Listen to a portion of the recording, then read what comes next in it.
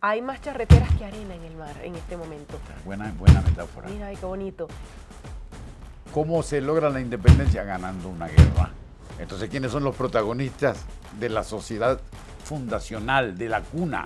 Los que nos van a hacer en el futuro, los militares.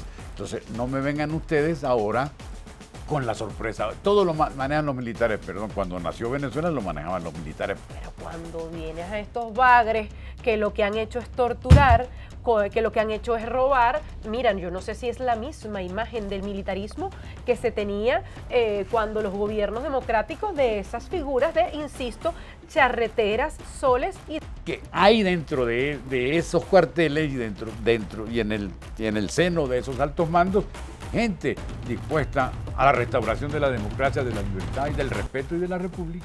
Tenemos que pensar en eso también, si no, hay que bajar la tasa. Apague y vámonos. Con el chavismo, el país se nos convirtió en un cuartel. Si usted va a un hospital público, quien lo recibe no es el doctor o el oficial de seguridad, sino un miliciano. Si usted está en los problemas de la pandemia y necesitamos atender la pandemia, ¿quiénes controlan una cosa que es de salud? Los militares. Si vamos a la repartición de la comida, ¿quiénes la reparten? Los militares. E incluso hay una investigación de Transparencia Venezuela que se hizo en el año 2018 que hablaba de 576 empresas estatales, al menos 60 tenían como máxima autoridad a un militar. Y se ha impuesto mucho eso, y lo vemos en las cadenas nacionales. ¿Qué dice mi general? Y el mayor general. Y estamos todos sujetos a ese. Además ya del hay lenguaje, grados nuevos. mayor general. Como por ejemplo, el teniente capitán, eso no se había visto, pero bueno. Hay más charreteras que arena en el mar en este momento. Buena metáfora. Mira, ay, qué bonito.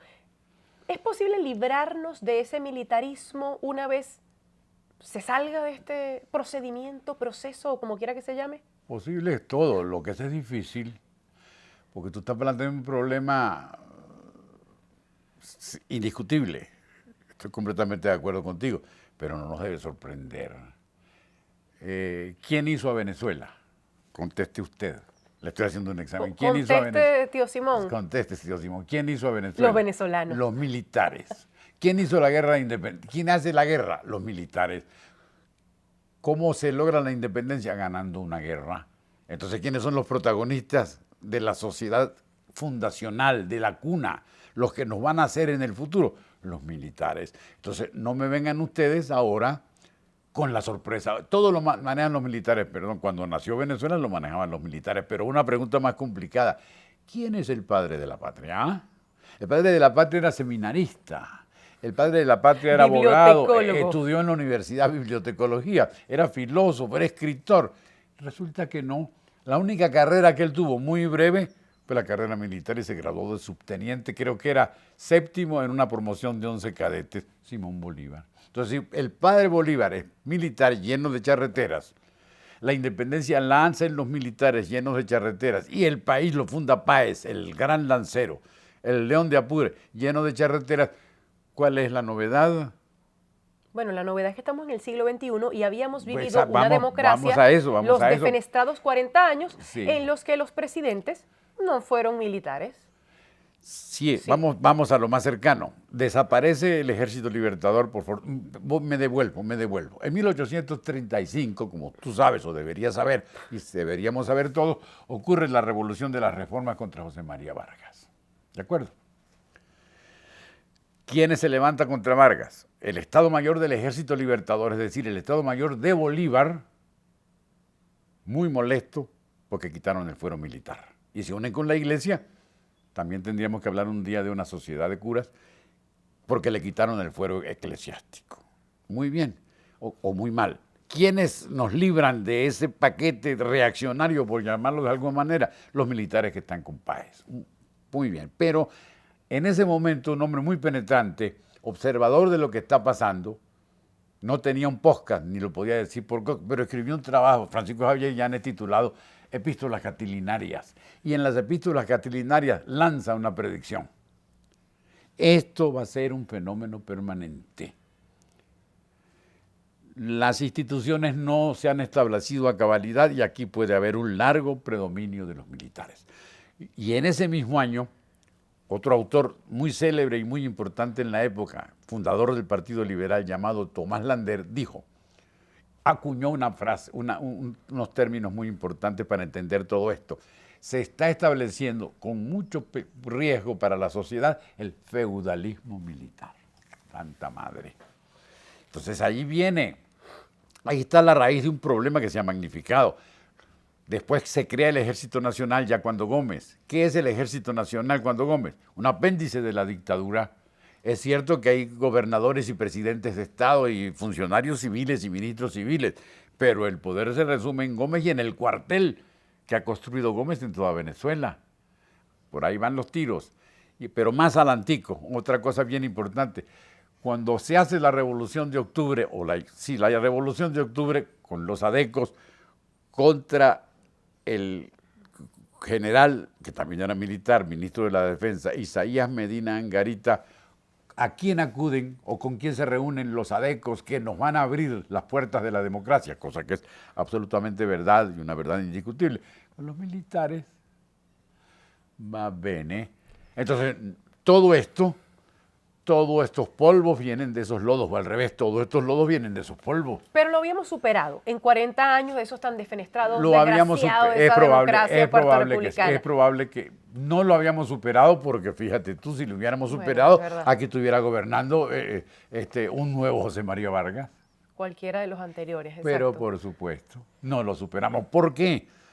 Porque el poder de los militares compitió exitosamente con el poder civil. Y ahora que dices, compitió exitosamente con el poder civil, ¿cuál era la visión del venezolano sobre el militarismo? Porque durante años, y vuelvo a los 40 años, que son los que yo viví, se buscaba mucho en el militar el orden, la responsabilidad, lo correcto, lo bien hecho. Pero cuando vienes a estos bagres que lo que han hecho es torturar, que lo que han hecho es robar, miran, yo no sé si es la misma imagen del militarismo que se tenía cuando los gobiernos democráticos de esas figuras de, insisto, charreteras, soles y demás. Es decir, estos torturadores, estos reparte comida, reparte plátano y afines y además que se han robado lo que sea de las empresas del Estado, no me los vayas a comparar. Bueno, a lo mejor estoy equivocada. No estás equivocada, no estás equivocada. Aquí hubo medio siglo de construcción republicana. A partir de la caída de Pérez Jiménez, régimen militar, claro. Se restablece la civilidad y se hace un proyecto, un contrato social en el cual participan en sentido republicano la mayoría de la sociedad venezolana. Eso no hay duda, eso no hay duda.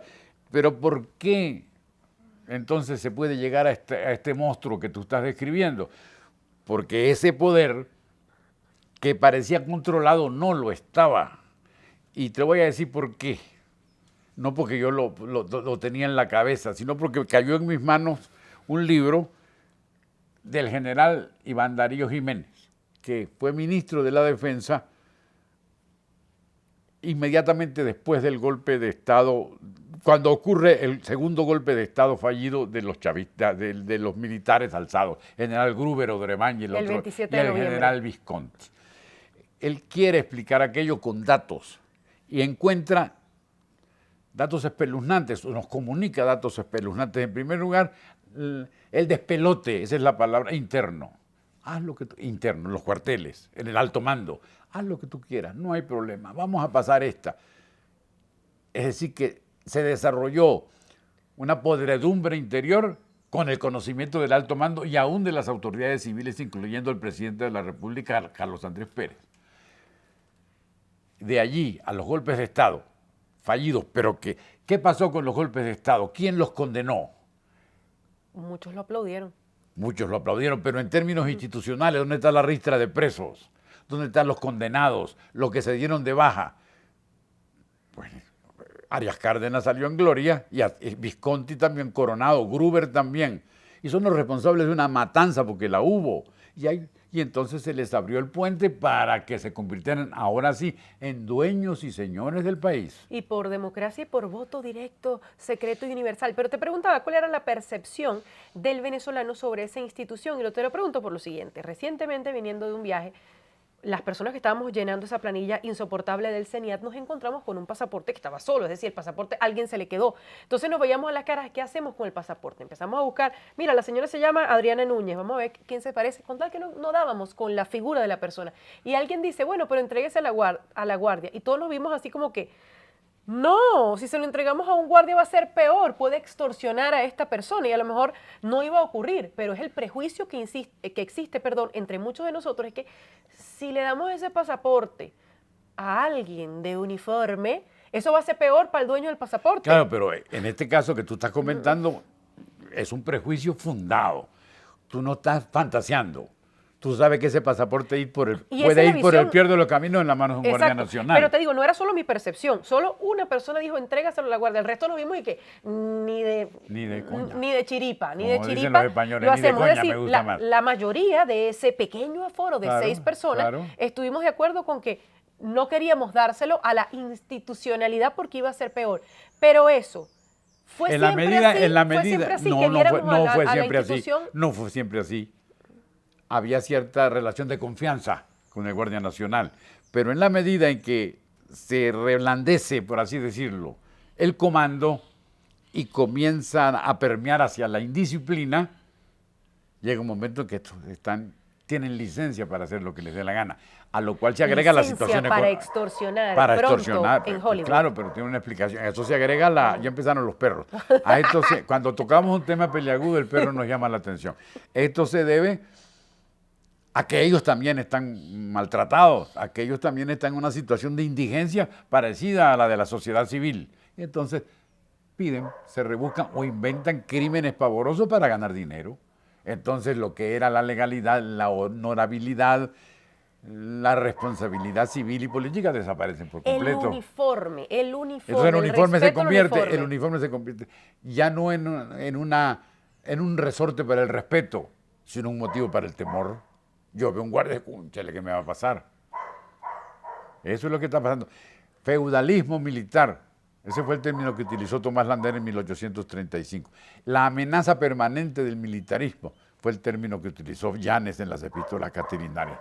Ahí está. Y te vuelvo a poner el tema de que además han sido los artífices de la represión. Pero algo muy importante, que tenemos que decirlo, yo quiero decirlo. Hubo generales y oficiales y coroneles y capitanes competentes y respetuosos hasta el final del régimen representativo de la democracia nuestra. Claro, no es bueno generalizar, hay que está muy mal por parte de nosotros generalizar, pero bueno. Sí, hay que generalizar, hay que hacer panorámicas, no queda más remedio, pero no se puede ser brutal. Aquí hay oficiales de carrera a quienes Venezuela les debe mucho. Y está este general que yo estoy leyendo, Iván Darío Jiménez, a quien yo no conocí, ya murió, ni a su familia ni a nadie, pero demuestra cierta existencia de valores, cierto apego a esos valores, a través de los cuales él puede comprobar cómo se fue desmoronando la moral. Y los reglamentos desaparecieron, la indisciplina se estableció en todos los cuarteles, en todas las academias, desde que los muchachos empiezan en la academia. Chávez, subteniente como oficial de la academia, comenzó a adoctrinar a los estudiantes para que se convirtieran en bolivarianos y en revolucionarios. ¿Y eso lo sabe quién? Lo sabe el ministro, lo sabe el alto mando, se le comunica al presidente de la República, pero el presidente de la República, como se considera poderoso y como se considera más allá del bien y del mal, dice, aquí no va a pasar nada. Resulta que sí pasó. Lo que tú dijiste al principio del podcast, el convertirnos en rehenes del militarismo y del cuartel. Así es, pero tiene una explicación. Y esta explicación conduce a considerar la necesidad de mirarlo con cuidado, de mirar los matices. ¿Por qué tenemos que mirar los matices? Porque también esa casta militar que tú referiste con toda justicia, también se la considera como posibilidad de salvavidas. Aquí no se puede hacer nada sin ellos. Entonces, si ellos son monstruos y espantosos y malucos y malvados e hijos de la chingada, ¿nos van a salvar? No. Quiere decir que hay dentro de esos cuarteles y en el seno de esos altos mandos gente dispuesta a la restauración de la democracia, de la libertad y del respeto y de la república. Tenemos que pensar en eso también, si no, hay que bajar la Santa María. Apague y vámonos. O como dijo el diputado Henry Ramos en un momento de tensión en Venezuela, cita textual, militar no da golpe para civil.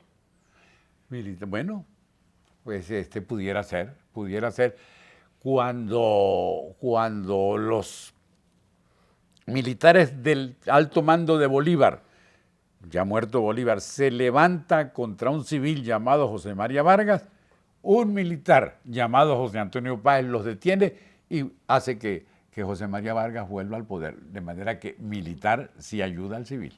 Ojo pelado, ojo pelado. Pero en todo caso, me parece que el tema lo planteaste tú, lo inventaste tú, buenísimo, para que no nos conduzca a soluciones lapidarias. Esto se tiene que pensar un poco mejor, porque el problema no es solo de ellos, si es que lo hay de veras. El problema también es de nosotros, y la mayoría de nosotros no somos del cuartel. Quizás somos amantes del cuartel, pero nunca fuimos habitantes de él. No, ni de vaina, ni amante, ni quiero ser habitante. Bueno, soy habitante por defecto. Pero también tenemos responsabilidad en la hecatombe venezolana. No se la voy a achacar únicamente yo al general y al coronel y al almirante y a estos grados que inventó Chávez. No, no, no.